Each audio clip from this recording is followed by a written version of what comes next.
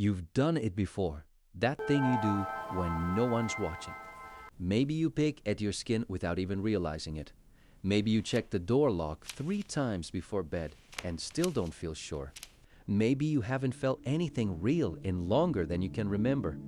Not happiness, not sadness, just nothing. You told yourself it was just a habit, just a quirk, just you. But here's what nobody warned you about. Your brain doesn't send panic attacks as the first warning. It sends habits, quiet ones that look completely normal from the outside. And right now, your brain might already be waving a red flag. The question is, are you ignoring it? We're counting down 12 behaviors that psychology says are far more serious than most people realize. Some of these will feel uncomfortably familiar. That's not a coincidence, stay with it. Let's start with something most people blow right past. Nail-biting, skin-picking, hair-pulling. You hear that and think, stress habit. Everybody does it. Psychologists disagree. They call it body-focused repetitive behavior, and BFRB. And what's happening underneath is darker than it looks. Your brain is anxious.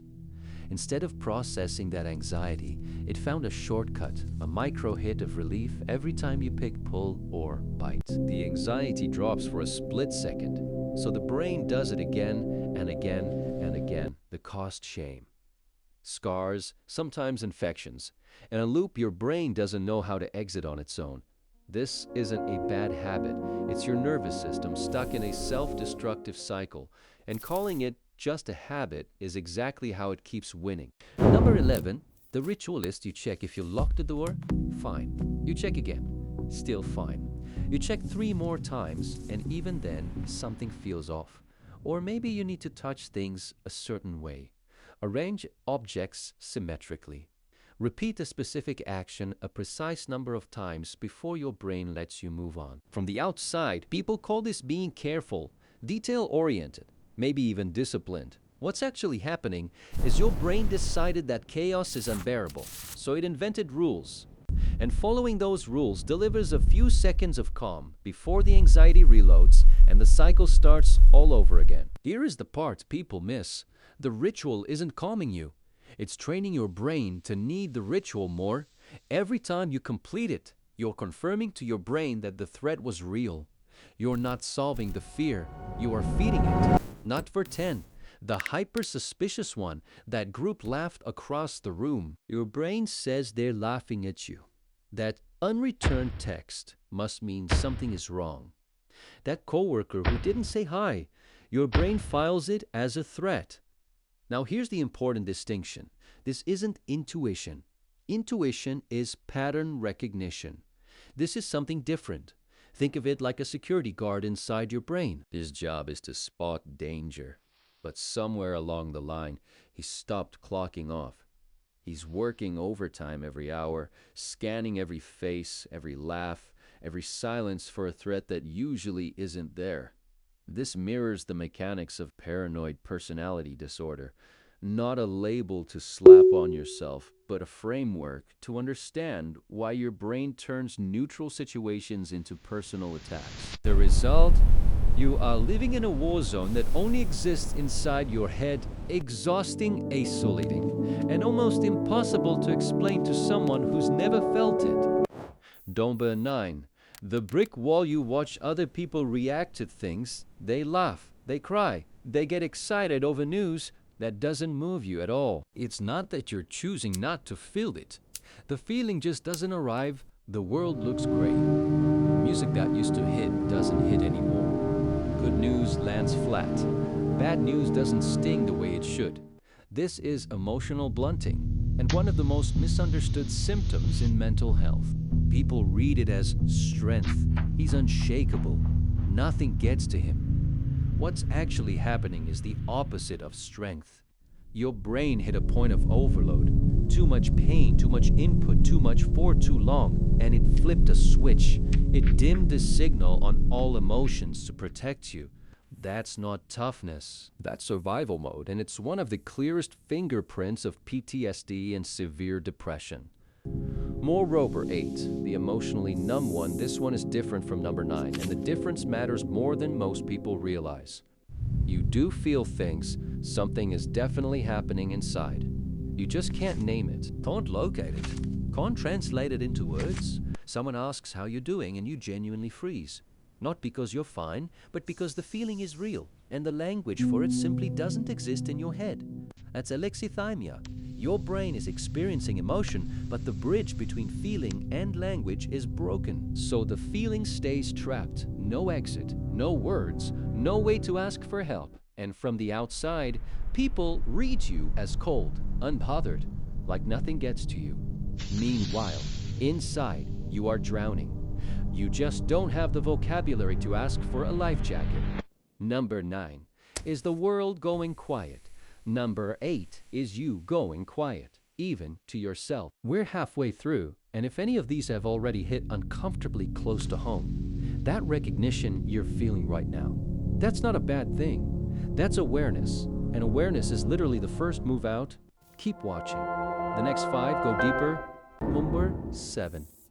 The compulsive collector starts with, I might need that someday. Then the pile grows. Then the room. Then the whole apartment becomes a fortress of stuff nobody's touched in years. And the idea of throwing any of it away creates a feeling close to panic. Hoarding disorder isn't about being messy or disorganized. Your brain has wired genuine emotional value into objects. Each one is attached to a memory, an identity, a safety net your brain refuses to release. Throwing something away doesn't feel like decluttering. It feels like losing a piece of yourself. That's not a cleaning problem. That's fear-driven attachment, and your brain is treating the threat of loss like a survival emergency. Number 6. The perpetual liar here is one most people won't see coming. Some people lie even when the truth would have been easier. Even when the lie makes everything worse for them. Even when there was absolutely nothing at stake. That's not strategy. That's not manipulation. That's pathological lying. And the reason will genuinely surprise you. It's not about the outcome of the lie. It's about the act of lying itself. The construction of a false reality in real time delivers a hit of dopamine, a small rush, and your brain learns lying feels good. So it does it again. The performance becomes the point. The brain gets addicted to the lie the way it gets addicted to anything else that trips the reward system. The truth becomes boring. The lie becomes the drug. Whole pivot. Light at the end. Quick pause. Because if you're 6 points in and starting to feel like this list is just a map of everything wrong with you, that's not what this is. Every single behavior on this list has one thing in common. It started as your brain trying to protect you. Clumsy, self-destructive, counterproductive, but protection. Understanding that isn't an excuse. It's a door. Because once you untie the mechanism, you can start working with it instead of being run by it. Now, 3 more. These are the ones people are least likely to admit. Number 5. The always-on person 0 to 100 constantly enter projects running at once. Sleep feels optional, risks feel exciting. Energy that seems almost supernatural. From the outside, it looks like ambition, confidence, someone who's figured something out that everyone else hasn't. What it can actually be is hypomania, a state closely linked to bipolar disorder where your brain's reward system gets locked onto a permanent high setting. Everything feels possible. Consequences feel distant. The world feels like it's finally moving at the right speed. The problem isn't the energy. The problem is what comes after. Because the crash that hits when the high finally breaks isn't weakness. It's the debt your brain was quietly running up the entire time. Number 4. The social hermit. Every invite gets declined. Every group setting feels like a threat. Live-in one-on-one conversation can feel like walking a tightrope over something terrible. Easy assumption he's just introverted, just quiet, just not a people person. But when avoidance becomes the automatic response to every social situation, not a preference, but a reflex that can signal avoidant personality disorder. Your brain has amplified the fear of rejection to such an extreme that isolation genuinely feels safer than any human connection. It's not preference, it's protection. And the longer it runs unchecked, the smaller your world gets, until avoiding everything feels completely normal. That number 3, the human cannonball quit the job on a Tuesday with no backup plans. Spent the rent money on something you can't fully explain, said something you knew would blow everything up, and said it anyway. Not spontaneous, not bold, not a personality type. That's impulse control disorder, the part of your brain responsible for pausing, for running an urge through logic before acting on it, is misfiring. The filter is broken. So the impulse skips the checkpoint and goes straight from want to action with nothing in between. No pause, no review, no breaks. Number 2, the pseudo-genius. This one stings.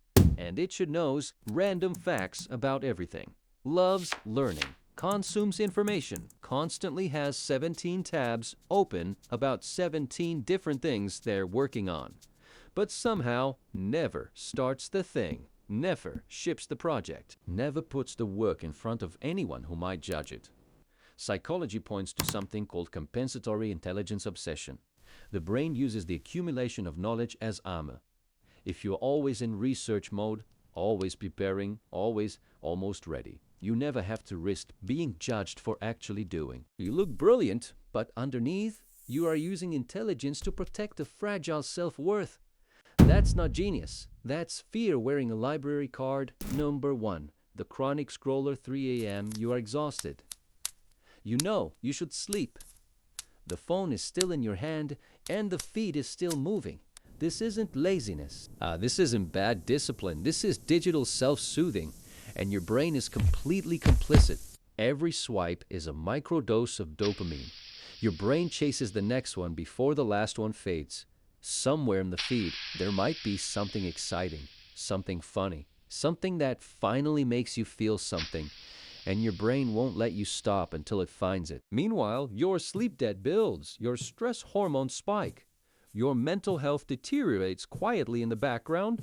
The algorithm didn't trap you. Your own brain opened the door. The algorithm just knew it was unlocked. Final message, call to action. Here's the truth. Nobody says out loud. None of these started as flaws. Every single one started as your brain trying to cope with anxiety, with overload, with pain. It didn't have another way to process, but coping mechanisms that go unrecognized don't stay as coping mechanisms. They become the walls of a smaller and smaller life. Recognizing them doesn't make you broken. It makes you the first person in that loop who actually looked at it clearly. So, which one hit you? Which number made you pause a little too long? Drop it in the comments. You don't have to explain it. Just name it. Because naming it is the first move out. If you want psychology that actually cuts through, no fluff, no filler, no sugarcoating, subscribe. Because the next video goes somewhere most channels won't touch.